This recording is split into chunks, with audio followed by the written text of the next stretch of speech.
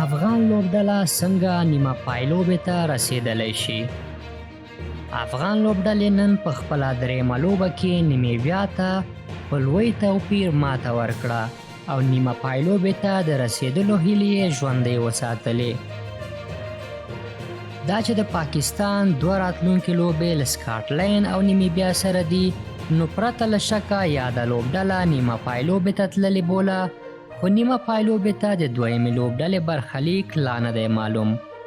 که چیرې افغانستان خپلې راتلونکې دوه لوبې د نیوزیلند او هند په وړاندې وګټي، چې البته سختې دي خو ناشونې نه دي، نو 100% به د روان جام نیمه پایلوبې ته لار ومومي. په راتلونکو دوو لوبو کې د افغانستان د یوې بریا په صورت کې به بیا د نورو لوبو پایلو ته ګوري چې دوی په کومه رن ریټ لوبې بایلي یا ګټي.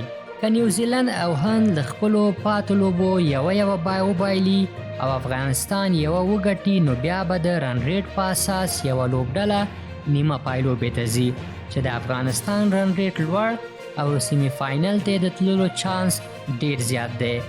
افغانستان له پاتې دوه لوبو لومړی د نومبر په 3 له هند او دویمه د نومبر په 9 نیټه د نیوزیلند په وړاندې کوي.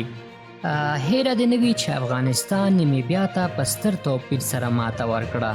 افغانستان د آی سی سی 20 اوریز نړیوال جام سیالیو په لړ کې پرون خپله درېیمه لوبه له نیمیبیا سره ترسره کړه او نیمیبیا ته یې د یو ډیر لوی توپیر سره ماته ورکړه. د لوبې په پیل کې ټاس د افغانستان لوبډلې وګټه او لومړی یې د توپ وهنې پریکړه وکړه. افغان لوبډلې په ټاکل شویو 20 اورونو کې د 5 لوبغاړو په سوځېدو سره 160 منډې وکړې او سیالې لوبډلې ته یې د 111 منډو هدف وټاکه. افغانستان لپاره د توپ وهنې په برخه کې محمد شهزاد محمدي 45، حضرت الله زازي 33، محمد نبي 22، اصغر افغاني او 10، نجیب زدران و، ګوربت 4 او ګلبدین نایب یوه ناسوځېدلې منډه جوړه کړه.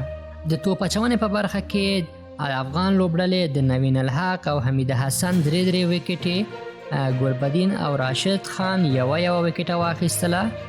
له دې سره نیمیبیا په ټاکل شویو 20 اورونو کې د 9 لوبغاړو په سوځېدلو یوازې 98 منډې جوړې کړې او ویې نشو کړای چې ټاکل شوي هدف ته ځان ورسوي او لوبه یې په یو غټ توپیر افغانستان ته وبایلله.